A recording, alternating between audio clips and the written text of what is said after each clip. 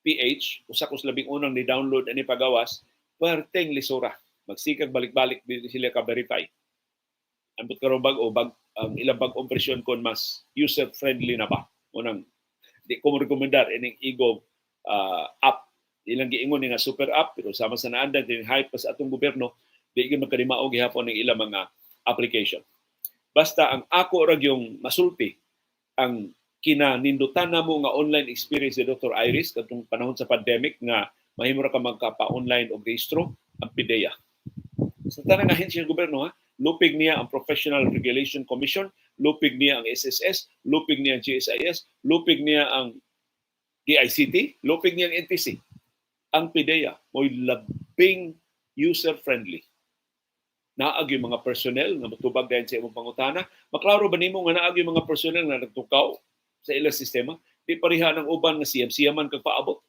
Parehas mix. Cebu City nga, liwa Semana Santa na atiman in town katong online booking sa appointment sa mga dunay tuyo sa Cebu City Assessor's Office. So, congratulations ngadto sa PIDEA.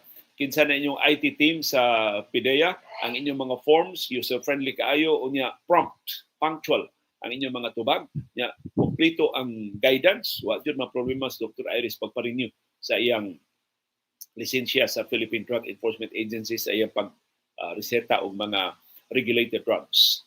So, daghang salamat sa PIDEA og hinaot sundon sa ubang ahensya sa gobyerno unsa ka user-friendly, unsa ka paspas ang serbisyo sa Philippine Drug Enforcement Agency, PIDEA.